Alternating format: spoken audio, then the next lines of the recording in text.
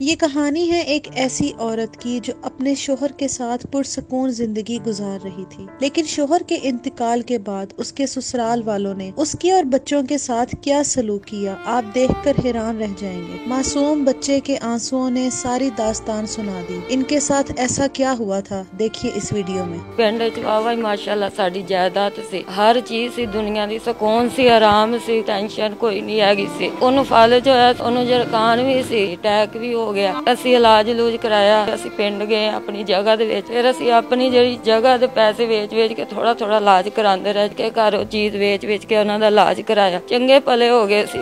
यकदम उन्हां नूं रात नूं अटैक होया, मर गए। क्या हो गया? पापा की है। भूख लगी हुई है? कुछ खाया? क्या खाया? रोटी। फिर भूख लगी?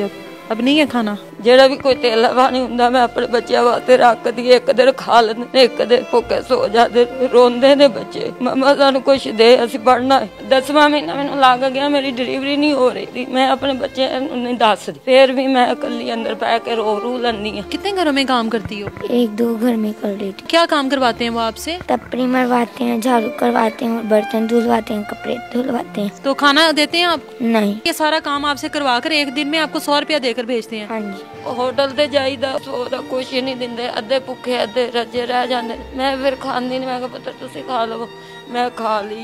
अस्सलाम वालेकुम, आप देख रहे हैं लीडर टीवी और मैं हूं एनी फैसल। जो बहन मेरे साथ मौजूद हैं, इस टाइम ये माँ बनने वाली हैं और ये पहले 4 बच्चों की माँ है। एक अच्छी जिंदगी गुजार रही थी, इनका शोहर अच्छा कारोबार करता था घर में। इनका कहना है कि दुनिया की तमाम तर आसाइशें इनके पास मौजूद थी, लेकिन आज ये जिंदगी जिस हाल में गुजार रही है वो आप साथ साथ देखिएगा। आज इनके घर में बैठने को इस चारपाई के अलावा और कोई चीज मौजूद नहीं है। बाकी घर की क्या सूरत हाल है वो तो मैं आपको बाद में दिखाऊंगी। इस टाइम इनकी जिंदगी इस मोड़ पर क्यों आ गई है, इनका शोहर कहाँ गया, वो सब तमाम तर सहूलियात कहाँ पर गई, वो हम इन्हीं से पूछेंगे। अस्सलाम वालेकुम। वालेकुम अस्सलाम। क्या नाम है आपका? साइमा। साइमा, कितने साल हुए हैं शादी को? शादी को 15 साल हो गए। 4 बच्चे हैं आपके? हाँ जी। 5वें बच्चे की आप माँ बनने वाली हो आप। शोहर क्या काम करता था आपका? पहले वो फिश दे अड्डा उड्डा लांदे सी, सब्जी दे स्टाक सी। पिंड च वाह माशाअल्लाह साडी जायदाद सी, हर चीज सी, दुनिया दी साडे कोल सुकून सी, आराम सी, कोई चीज़ की टेंशन कोई नहीं हैगी सी। ते ओनू फालज होया सी, बीमार सी पहले भी, ओनू जरकान भी सी, भी दूसरा होया सी, अटैक भी हो गया। हार्ट अटैक हुआ था? अच्छा। फिर असी इलाज लूज कराया, अल्लाह का शुक्र सी, इन्ना कह सी इलाज होया, चंगी तरह इलाज लूज उन्हां दा करवाया असी। ते जाके फिर एंड उते असी इन्ना ज़्यादा बीमार हो गए, असी पिंड गए अपनी जगह दे विच। देवरां जेठा ने फिर भी मारिया है कि इन्हू लै जाओ, साडे कोल कोई खर्चा नहीं, ना कोई। अपने भाई को, मतलब भाई के लिए खर्चा नहीं था? किसी के लिए खर्चा नहीं, अपना उधर ही। फिर असी अपनी जी जगह के पैसे वेच वेच के थोड़ा थोड़ा इलाज करांदे रहे, चीज़ां वेच वेच के, घरों चीज़ वेच वेच के उन्हां दा इलाज कराया। चंगे भले हो गए सी। बस मैं बाहर गई सी तो पता नहीं वो की कीता, गंदे गटर दे विच डिग्गिया सी। शोहर आपका? अच्छा। उस तो बाद इन्होंने लोगों ने उन्हें कढ़ के लिया था। मैं आई है दुकान तो होके, तो लोगों ने कढ़ के लिया, वो फालज हो गया जबान नूं, ते ना वो बोले ही नहीं। 10-15 दिन असी ना इस तरह ही रहे हैं, किसी ने साड़ी कोई मदद नहीं की उत्थे, ना किसी ने सानू देवरा जेठा ने पूछा रुपया ना तेला, कोई चीज़ साड़ी जिंदगी च साडा उन्होंने बेसकूनी सानू बना दी। यकदम उन्होंने रात नूं अटैक होया, मर गए। हुण उस तो बाद असी चलीसवा भी साडा मसी उन्होंने उत्ते गुजारन दिता, रोजाना ही कुटदे सी, मारदे सी। आपके देवर वगैरह आपको मारते थे इस हाल में भी? हाँ जी। तो फिर मैं आ गई, मैं अपने बच्चों को चक्या तो असी आ गए। कोई चीज़ सानू कोई चीज़ नहीं उन्होंने सानू दी।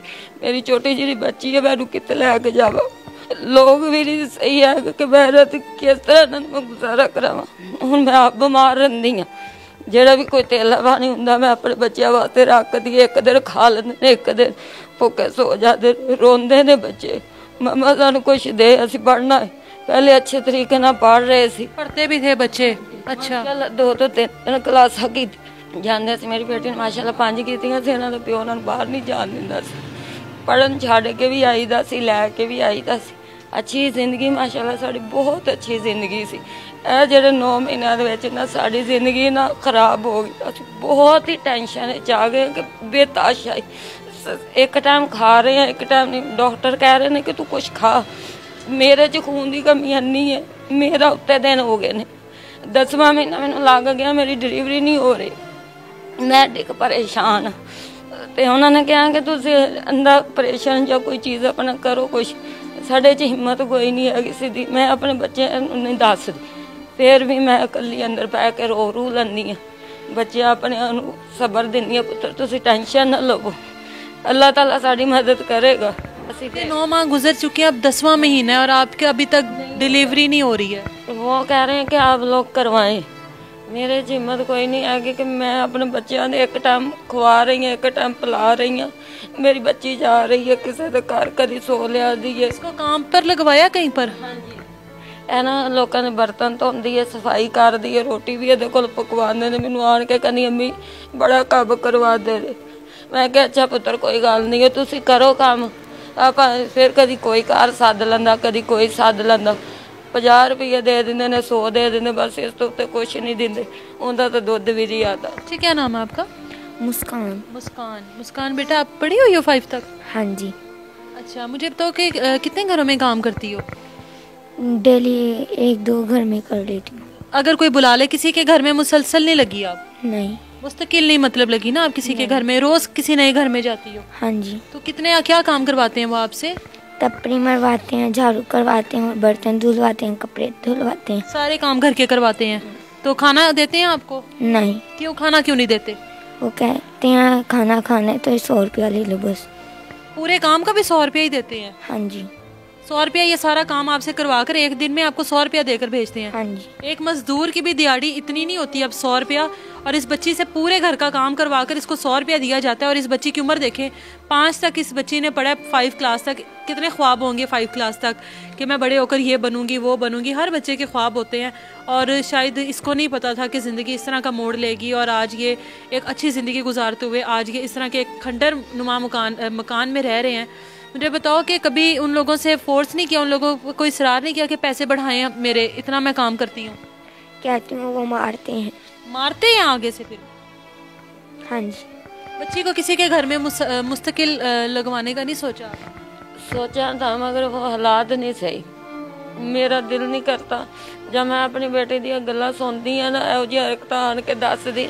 हरकतें गलत गलत काम भी करवाने ने, कोटदे भी ने। इधर है तपड़ी सही नहीं लगी, बर्तन नहीं तू सही देते, फलाना नहीं किया। बच्ची है तो तुम 100 रुपया भी दे दे, रोटी पक दी है तो जी करके तू अपना 100 लै जा, अपनी अम्मी दे जाके खा लो।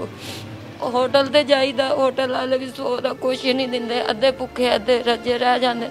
मैं फिर खानी नहीं, मैं कहा पुत्र तुसी खा लो, मैं खा ली। घर किसका जिसमें आप रह रही हैं? ये एक ही कमरा मिला हुआ है आपको? जी एक ही है, ये भी हम बाहर थे ना बैठे, किसी ने मदद है, आंटी थी बहुत सामने प्लॉट में बैठे थे आप लोग?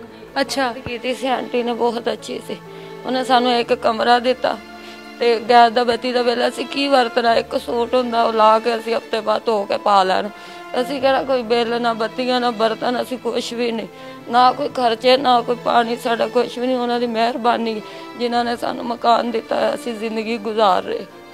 कितने लोग इस टाइम आपको देख रहे हैं, क्या कहेंगे लोगों से? अल्लाह आपकी मुश्किलें आसान करे। मैं समझ सकती हूँ इस टाइम आप किस दौर से गुजर रही हैं, किस वक्त से।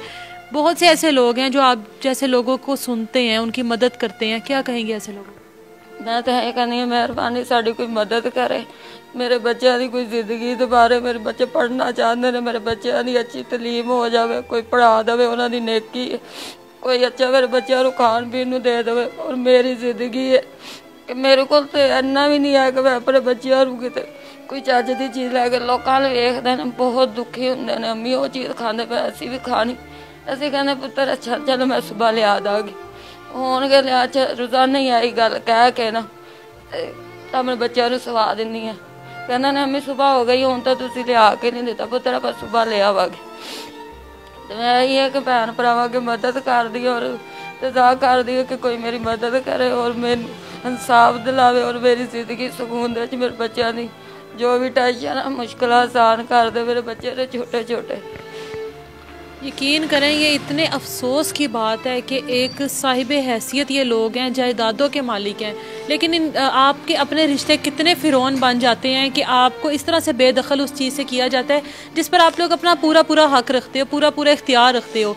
और ये हमारे ही अपने ही बच्चे हैं। हम यहाँ पे बहुत सारे लोग इस टाइम ये सवाल उठाएंगे कि अगर इतनी गुर्बत थी तो इतने बच्चे क्यों पैदा किए। तो मैं बताती चलूँ कि जब ये बच्चे पैदा हुए थे तो उस टाइम पर गुर्बत नहीं थी, और इसी चीज़ का दुख है कि एक अच्छी ज़िंदगी से जब इंसान बुरी ज़िंदगी में आता है तो वो वक्त अल्लाह ताला किसी को ना दिखाए। और जिस तरह से आज ये बच्चा रोया अपने बाप को याद करके, अल्लाह ये वक्त किसी भी बच्चे के ऊपर ना लेकर आए, कभी कोई यतीम या मस्कीन ना हो।